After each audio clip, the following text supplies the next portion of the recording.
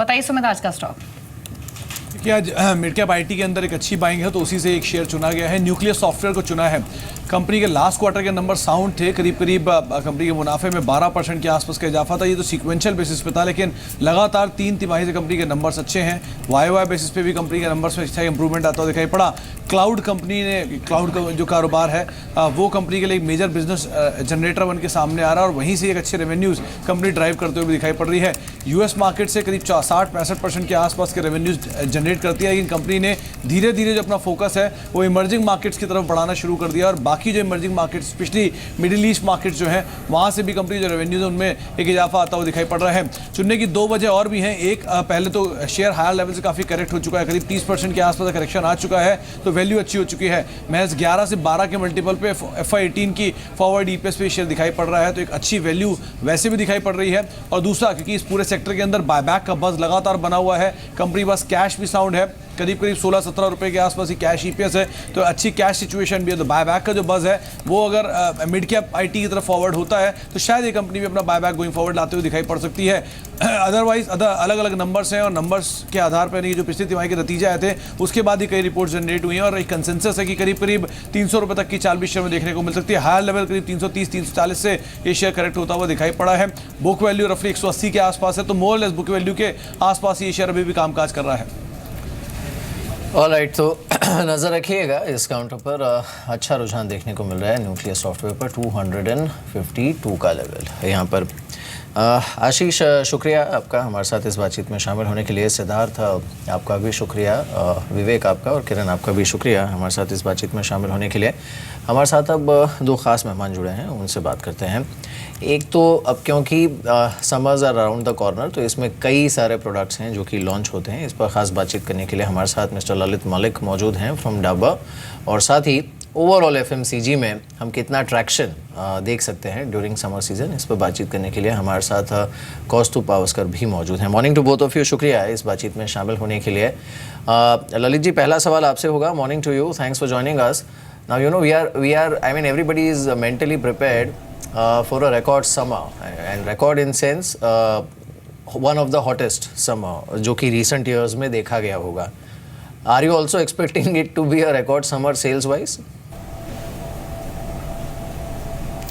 Well, we do expect कि जो summer है इस बार अच्छा रहेगा, तो we are geared up with regard to our supplies of products and our new launches।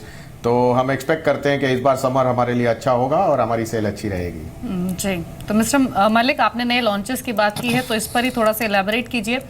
कौन कौन से नए लॉन्चेस आपके प्लान है इस समर के लिए?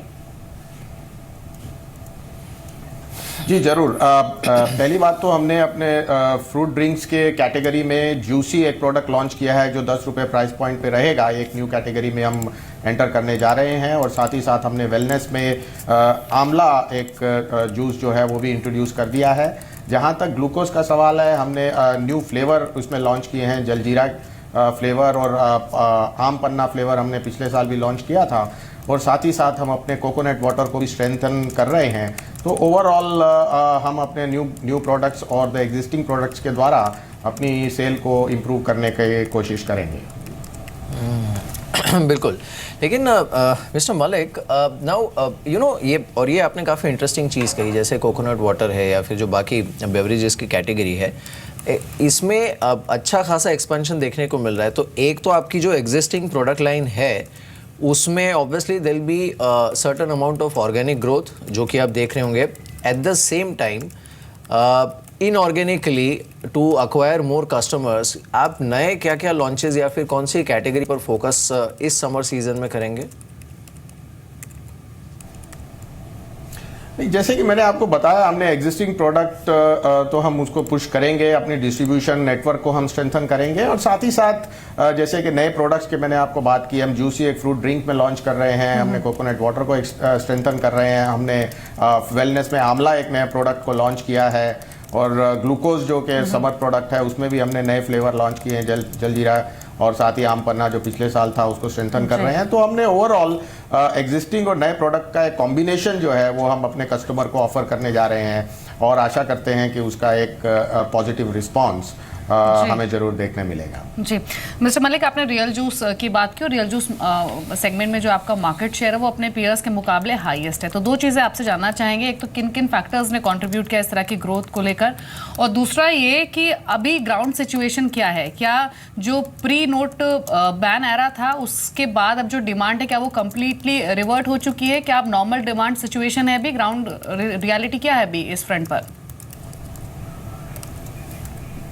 जी जहाँ तक हमारे जूस लीडरशिप का सवाल है, हमारा मार्केट शेयर सबसे अधिक है और हमारी कोशिश है कि उसे हम और अधिक इम्प्रूव करें, और इसीलिए हमने अपना डिस्ट्रीब्यूशन नेटवर्क भी स्ट्रेंथन किया है और हमारे जो प्रोडक्ट्स हैं वो क्वालिटी वाइज और also value for money customer के लिए काफ़ी बेनिफिशियल हैं। इसीलिए हमें अपनी मार्केट लीडरशिप जो पोजीशन है उसको हम स्ट्रेंथन और करते रहेंगे और यही हमारा प्रयत्न रहेगा।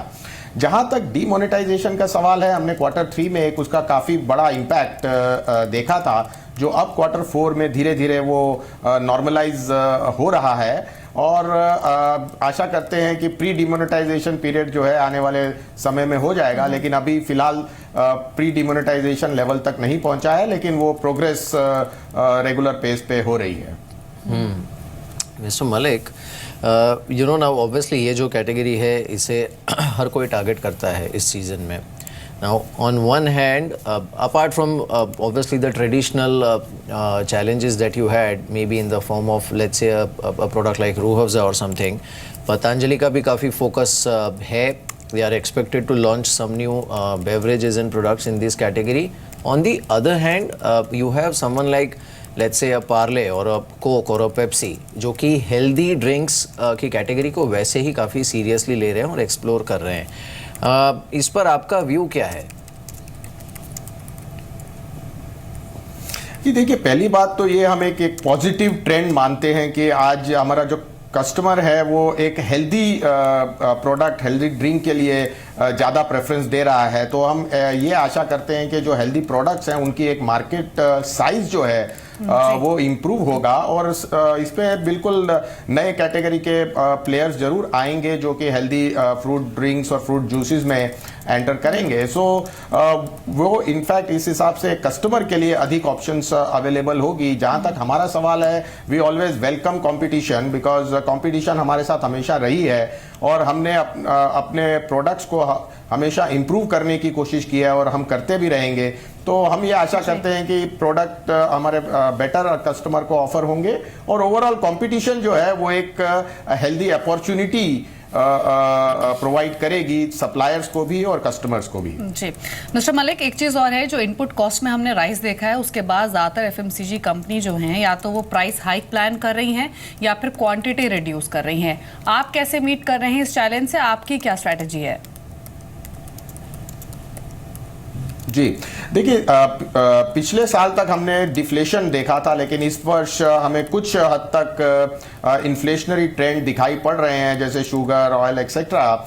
तो हम उसको क्लोजली मॉनिटर कर रहे हैं और जहां भी हमें रिक्वायरमेंट होगी हम प्राइस इंक्रीज करेंगे, लेकिन हमारा जो मेन फोकस है वो यही रहेगा कि हम कस्टमर को एक वैल्यू फॉर मनी दे पाएं। तो ओवरऑल इन्फ्लेशनरी प्रेशर और मार्केट डिमांड सिनारियो को देखते हुए हम समय समय पर प्राइस इंक्रीज करेंगे। जी।